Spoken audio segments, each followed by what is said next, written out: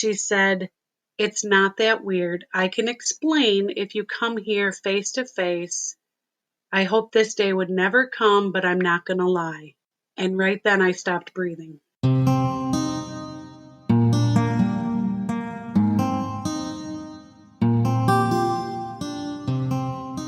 Hello, you are listening to NPE Stories. This is a podcast where NPEs can share their story. I'm your host, Lily, and I found out I was an NPE through an ancestry DNA test that changed my life forever. NPE is a term that stands for Not Parent Expected or Non-Paternal Event. This means that one or more of our parents are not who we believe them to be.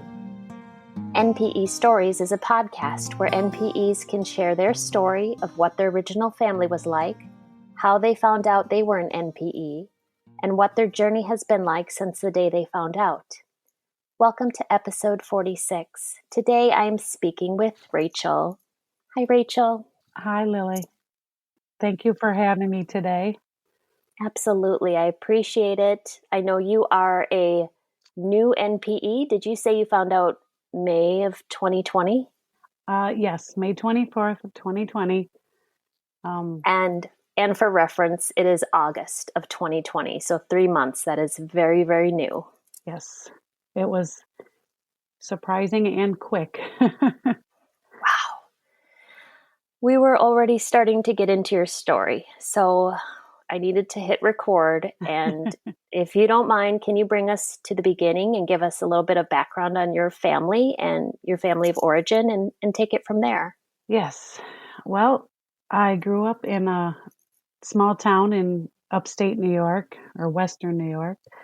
I was the youngest of 6 siblings with both my parents at home. We were always considered the oldest 3 and the youngest 3 because there was 5 years difference from the third and the fourth child. So it was like 2 groups of 3, even though there was 3 girls and 3 boys. We were never considered that. It was always the older 3 and the younger 3. It wasn't a horrible childhood growing up. I remember, playing a lot. We had a lot of friends and neighbors and stuff, but it wasn't a great childhood either. My parents fought a lot. Mostly my dad did a lot of yelling. He would fight about anything back 20 years before, he was just always upset and always yelling.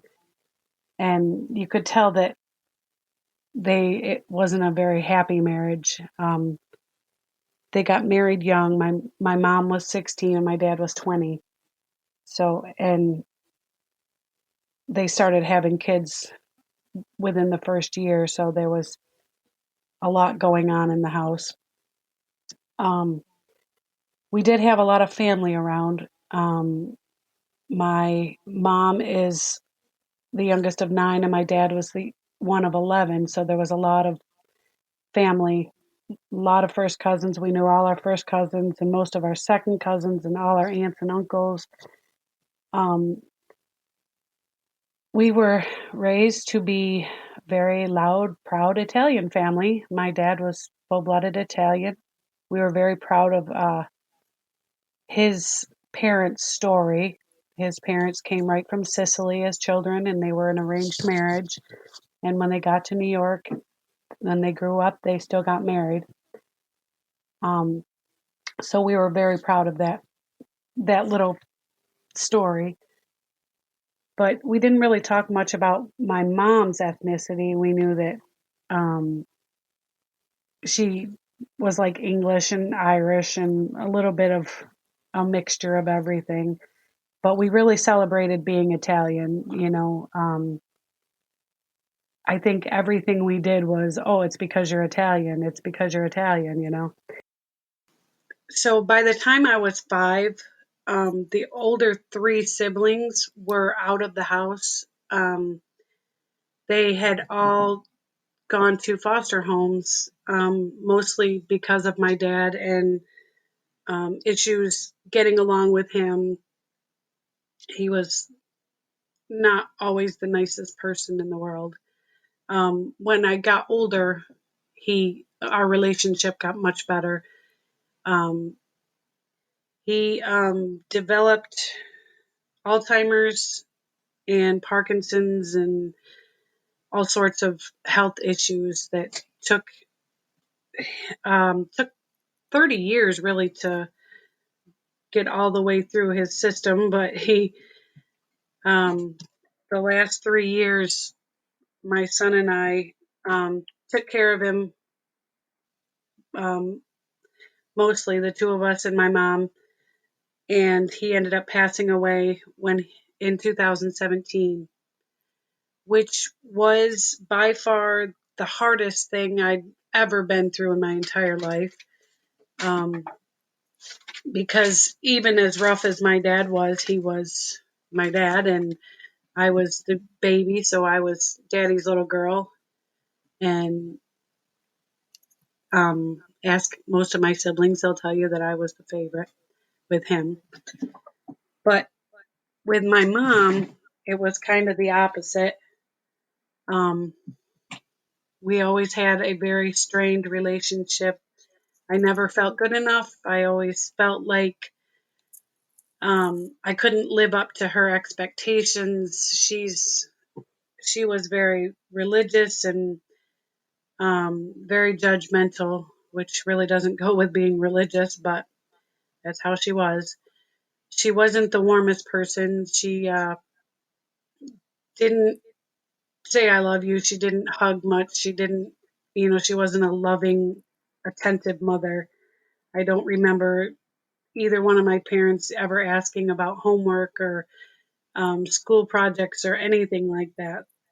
It just, we were kind of left to raise ourselves once the older three were in foster homes. My parents worked a lot, so we were home quite a bit by ourselves. Um, so that kind of brings me up to Christmas of 2019. I had bought a DNA test for my boyfriend, which there wasn't any doubt in his mind that he was full-blooded Sicilian. His parents came right from Sicily, but he wanted, he thought it would be cool to see what else, he could find out there. And his daughter had taken one, so he wanted to match up with her on 23andMe. My oldest sister had taken a test back when it first um, became available through the mail. And this is my oldest sister. And her results came back. She was 46% Italian/Greek. So I knew, once she had taken the test, I knew that someday I would take one just to see what the difference. And then I had bought my boyfriend one for Christmas, and he turned out to be almost full-blooded Sicilian. No surprise there. So during all this COVID and stuff, I decided, why not? I'll just send in a 23andMe test. And mostly my motivation was to prove my mother wrong, because growing up, my mother always said that she thought my dad was Greek and not Italian.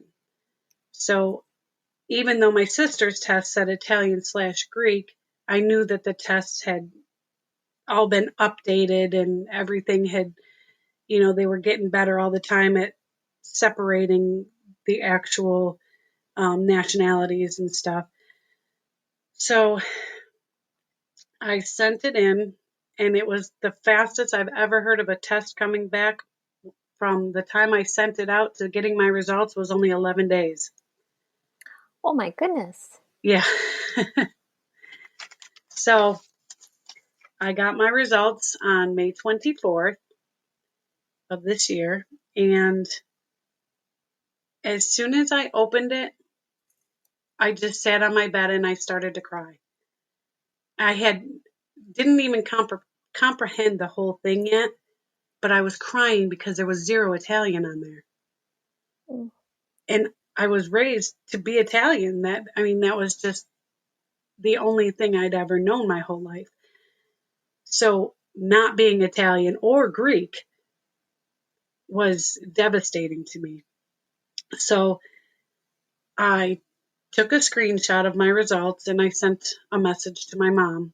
And I said, I sent my DNA in and these are my results. It's just really weird that it's so different than my sister M.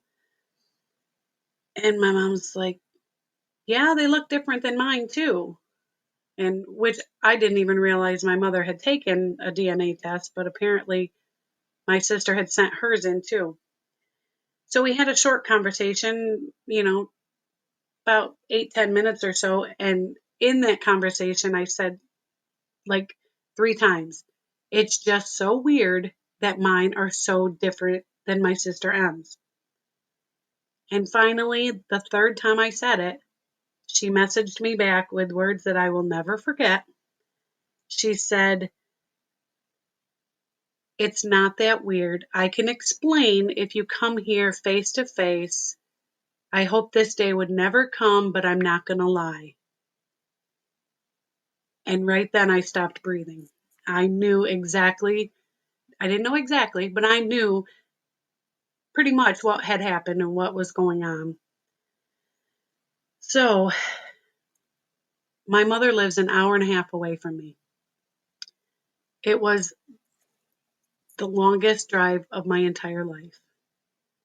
I drive over an hour every day one way to work, but this was torture.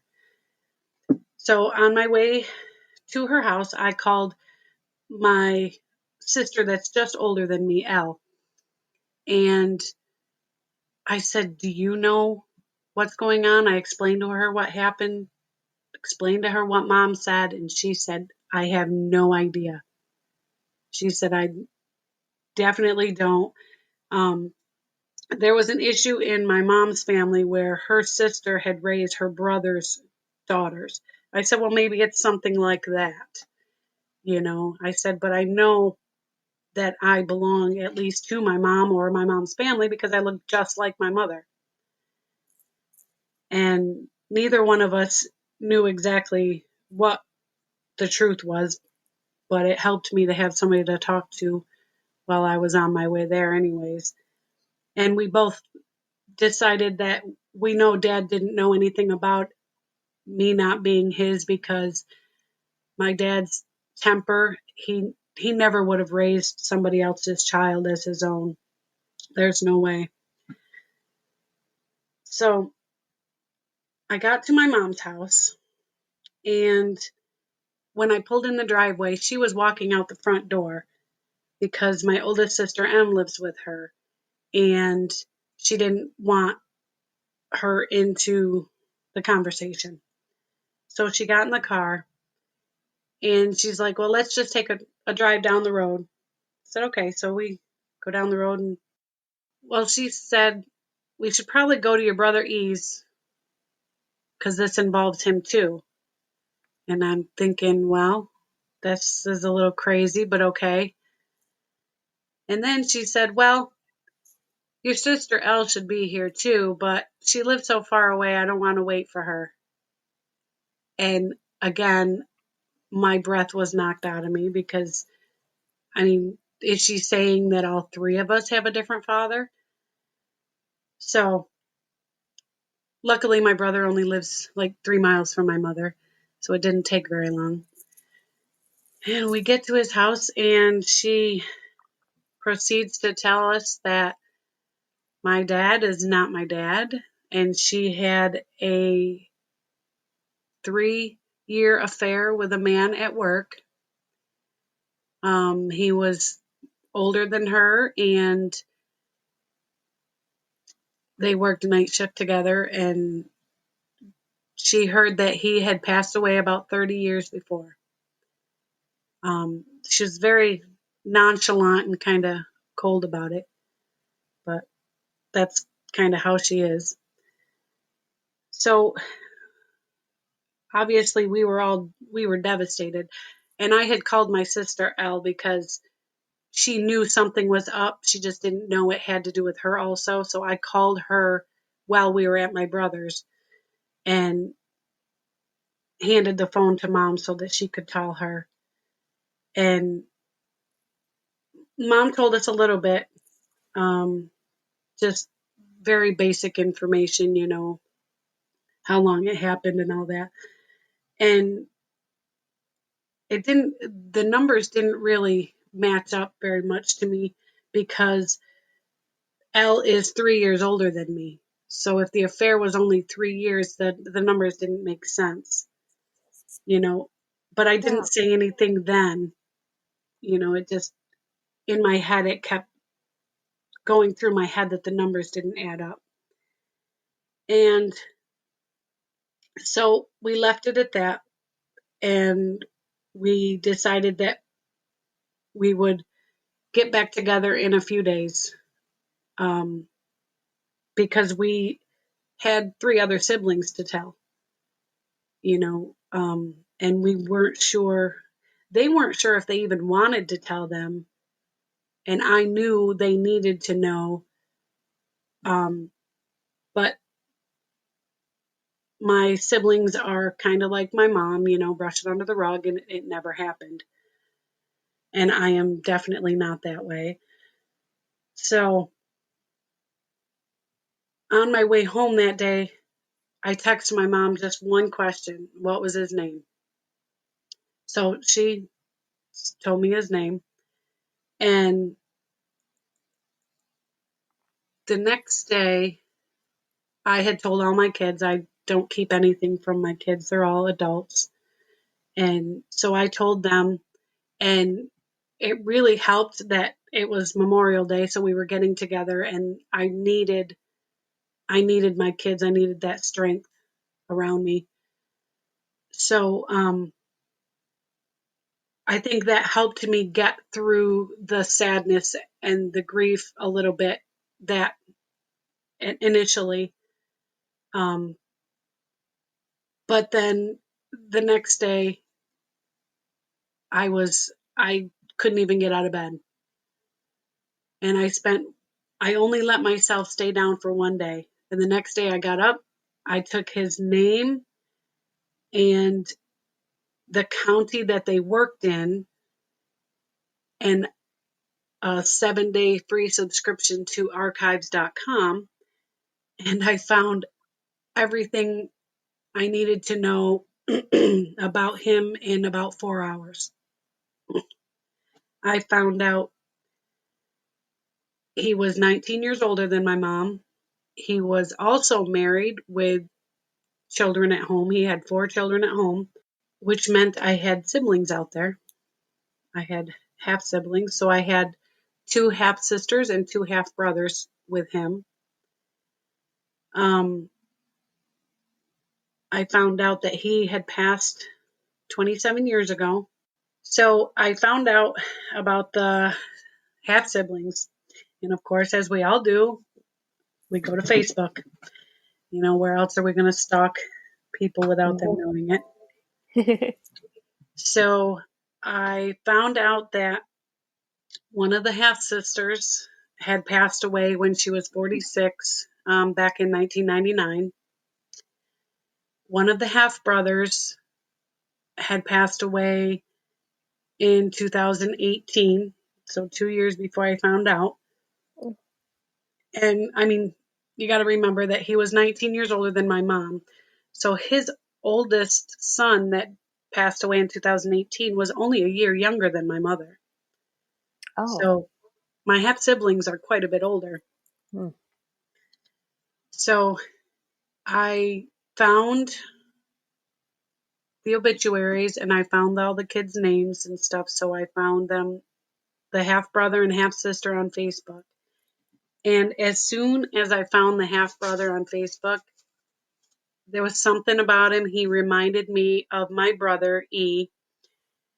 And E is a big, huge teddy bear. He's just one of the most loving people in the world. He's just nothing but heart. So seeing that the half brother C looked like E, it was instant. Something drew me to him, it was instantly. So you were drawn to him instantly. Something clicked for you when you saw Brother C on Facebook, right? Yeah, I mean, his profile picture looks so much like my brother that I grew up with that I there was just almost an instant connection for me. I knew his name and the city that he lived in. So I went to the Facebook group, and somebody had said that if anybody needed any information on anyone, they had a subscription to Ben Verified. So I asked them to look up his address. So she got back to me and I got his address and his email address, which I'm not great at looking at details, which I should get better at apparently, because I emailed him and it said that it was the wife's email. Well, I had him on Facebook. I seen his name and his wife's name and everything, and I didn't even put it together that it didn't match. So I sent this email out, thought I'll just wait 2 weeks. I'll give it 2 weeks and then I'll see from there. So I sent it out and nothing. Didn't hear from him, didn't hear anything for 2 weeks. And I'm like, well, that's just weird. At least, you know, I'm thinking maybe he'll at least get back to me just to let me know to leave him alone or anything. So I started looking at the email and the email address again. I'm like, wait a minute, something's not right. Turns out it wasn't his wife. It wasn't his email. So I apparently sent this email to some other guy with the same name, some other guy's wife. Mm-hmm. So I got the address and I wrote him a letter and I sent it snail mail. And I sent it on a Monday and waited not very patiently for the week. And on Friday morning, I got a friend request from his wife. Mm. And then she started messaging me on Facebook.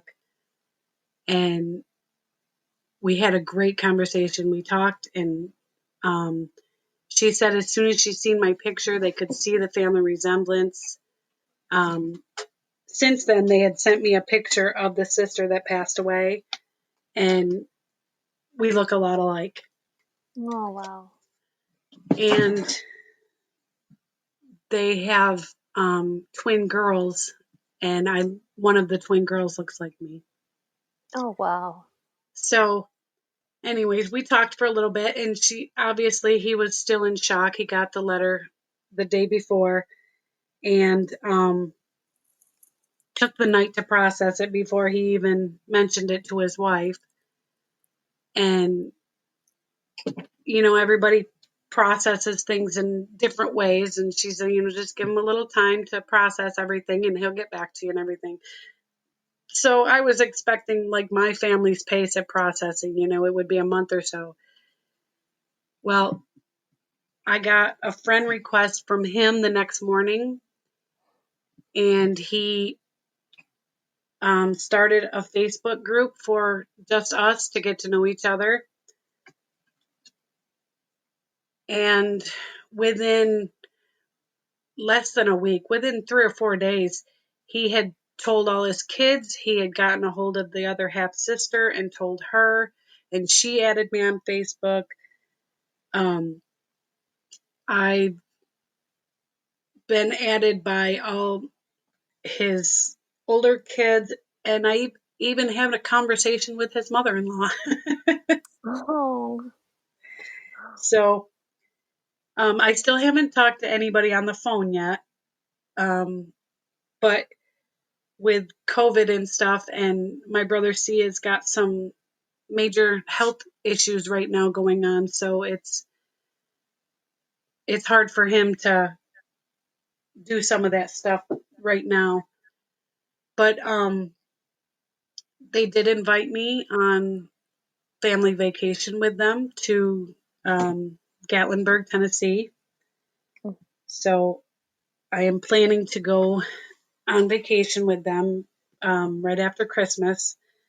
I'm going to try to get down to Florida and see them before, but with living in New York, we have the travel ban. So if you go anywhere and you come back, you have to quarantine for 2 weeks. And I just can't do that with my work. So Yeah, unless they lift it, I won't be going anywhere too soon. sure. But my siblings that I grew up with, E and L, and the rest of them, they really haven't wanted anything to do with any of it. Um, my sister E has decided to finally take a DNA test, though. I think mostly from prompting from her children, because she has adult children that want to know the extended family. But so she has taken a DNA test finally. Her results actually should be in any day. And but her children have gotten the DNA results back, and they match with one of the half brothers. So Oh, from your new biological family? yeah, well, actually, I forgot to say when I spoke with his wife the first day that I was messaging his wife, I said, tell him that I tested with 23andMe, in case he wants to test. And she's like, well, we tested like 10 years ago. And my heart just sunk. I'm like, oh my gosh, we didn't match. I said, I said, that's crazy. Why didn't we match? And she's like, well, let me go on and just, you know, re-download the app and everything. She said, because we haven't been on there in so long. So the next morning I got up and there was a message in our private Facebook group that said, C and Rachel, go in and look at 23andMe. She said, I updated the app and you guys, it confirms the relationship. So Oh, interesting, but it almost didn't show up until she. she had to update. Oh, interest. Okay, well, that would be important for people to know if they're one of the old, Right. Oh, okay. Yeah, because they had taken it way back when and hadn't updated the app or anything. So um, it never would have shown up if they, If didn't update it. if they But hadn't then, done that. right. But then I had taken an ancestry test also, and the half brother that passed away in 2018, he had done ancestry. So my niece and nephew and I have all matched with him on ancestry, Uh-huh. the brother that passed away. Yep. So that proves that our bio dad, John, is also her dad. So I need clarity around your mother's affair with Oh, yes, John, the your birth timeline. father. Yeah, so is it more than just you? It's also a couple of your younger sibling, or It's all three of the younger siblings. it is all three Yes. of you. Yes. Sorry if that's confusing. Yes.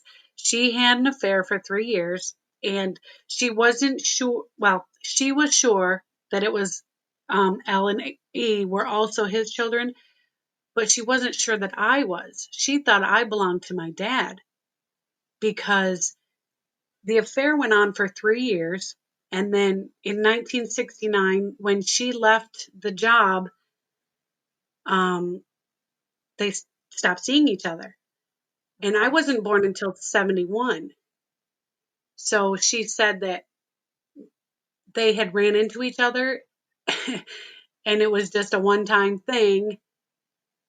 Um, and that was me. And And that was you. I kind of joked with her. I said, Ma, I know you're much older than me and much smarter than me, but it only takes one time, right? And she's like, yes, I know. But so we all have the same bio dad now. The three older have my dad, and the three younger ones belong to John. Oh, wow. Yeah. This is this is unbelievable. So your birth father knew of, maybe he wasn't confirmed with you, but he knew of your other two. He knew of L and E, yes. But Wow. even my mother didn't know about me because, And I mean, I look just like my mom, but I have like olive skin and I tan super easily. So, I mean, I very well could have been Italian, even though I have blonde hair and blue eyes. and he and your mom just decided that he wouldn't be part of raising you and L and E. Yeah, apparently, because um, when I sat down with my mom about a week after she told us, because I started to struggle a little bit and I really needed some answers. And um, she said that it had nothing to do with love. Um, as I said, the marriage was not a happy one with my dad. Um, so the affair had nothing to do with love. It was more loneliness and somebody to talk to and whatever. So I'm not surprised that he wasn't involved. I mean, he also was married with children at home, and he was married up until the day he died to the same woman. And my mom was married to my dad that raised me up until the day he died. They were together 58 years, you know. So I'm not really surprised that he wasn't involved. And knowing my dad that raised me the way I did, it there's no way that he could have been involved. My dad never would have raised us as, somebody else's kids. He never would have done that willingly. How is your relationship with your mom now? Um, well, we got into a huge fight um, when she found out that I had contacted my half brother. Um, she had a fit because, how dare I ruin his life and ruin their father's reputation and, you know, open this can of worms.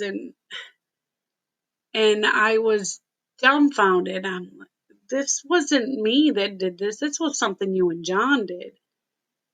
This was your affair. We're just, I'm just a product of that affair. I said, I'm not doing anything wrong by contacting them. They're part of my family. And she said that our family didn't have room for more members, and just how dare I bring my children into this? And, um, they don't need any more family and all this stuff. And I said, I have never once in my entire life disrespected you or talked back to you. I said, but I'm done. I can't do it. You know, you worry about your own children. I'll worry about my children. Your family may not have room for more members, but mine does, you know, and I don't think I'm wrong by contacting them. No, you are not. So, I mean, my mom is very good at the guilt trip. So she really tried to guilt me into, not contacting them. Of course, it was too late by then. But since then, that was a week before I ended up in the hospital with a panic attack. And Oh no. then, um, since then, I she was at my grandson's birthday party, and I really couldn't speak to her at all. I couldn't say anything to her. And then actually yesterday she was at my granddaughter's birthday party, and I did have a conversation with her. It wasn't anything to do with DNA or family or anything. It was just a very generic conversation. But my, I figure she's 77, and I would be beside myself if anything happened to her and we weren't on speaking terms. Hmm. So I'm not going to go out of my way to facilitate a great relationship or anything, but I'm not going to go out of my way to ignore her either. So if she contacts me, I will respond, but which, to be honest with you, that's kind of how our relationship's been my whole life. I've always been the black sheep, you know. Um, I just never felt good enough for her, and it kind of, in a way, makes a little bit of sense now, but it is what it is. But I'm trying to take out of this everything I can. Wednesday, I started classes to be a trauma recovery coach. So, Oh, really? Oh, well, yes, you'll be able to bring a lot to that, won't you? yes, from from I'm, what you've been experiencing. yes, I'm going to do the initial class first, and then they actually just started with, through the NPE fellowship, there is a new class too. So after Really? the initial trauma recovery coaching classes, I'm going to take the NPE, the special NPE ones. Oh, good. Okay, I will make note of these in the show description. There was one thing you mentioned earlier that I didn't quite catch the name of. You said you'd gotten an email and address from a website. I think it was something verified. What was Ben that? Verified. It's just one word called Ben Verified. And Ven, like, BEEN. oh, Ben Yes, verified. Oh, yes, got it. Okay, I will add that to the show description as well. yes. That you can find out a lot of information about somebody for the right price. Yeah. You've turned us onto a lot of great resources today that are new to me and will be new to others. Well, if anybody is interested in being a trauma recovery coach, it is IAOTRC, which is the International Association of Trauma Recovery Coaches. It's with Bobby and Sarah Parrish. IAOTRC. Thank you. I will put that in as well. I think NPEs have learned to be incredibly empathetic after the life altering news we've been through. Yes, So I feel you will make an excellent trauma recovery coach. I'm going to check in with you. I want to hear down the road how that's going. thank you. Well, I'm hoping it all goes through. It's I heard about it through the Bradley Hall show, which is another podcast. I And love Bradley. yes, well, he is also a trauma recovery coach now. Of course he is. I did a 12-week mindfulness course with him like last summer, and it was so helpful. Um, Yes. it was only for NPEs, and Now yes, that, I will put his down as well, Bradley Hall. yeah. Oh, I'm getting some good ones here. Thank you for bringing these up. No problem. Everything has helped me out immensely. I mean, I was just fiending for anything and everything, all information, TV shows and movies and podcasts and anything I could come up with, in the first few weeks. But my story is long, but it's quick, as far as time wise. Best of luck come after Christmas time. Hopefully, with coronavirus and everything, hopefully your vacation goes through with your brand new biological family. Well, it will, no matter what. I'm probably won't fly there, so they can't um, stop me. I'm going to drive. So me and my oldest granddaughter, and possibly my boyfriend if he can get the time off of work. So we will go no matter what. I'm excited for you. Congratulations. I sense you're a little bit like me. A little bit of anxiety slash excitement run in my veins, and so Yes. I'll be I'll be with you in thought. Well, thank you so much. Thank you so much, Rachel, for sharing this today. I really appreciate it. Thank you for this platform. I know it's helped me immensely. I'm sure it's helped a lot of other people too. Thanks again to Rachel for sharing today. These stories are here for us to identify with. If you are an NPE that would like to share your story, email npestories@gmail.com. You do not have to give any identifying information. If you are an NPE and would like to share your story, I'd like to hear from you. Subscribe to this podcast to hear more. Come heal with us.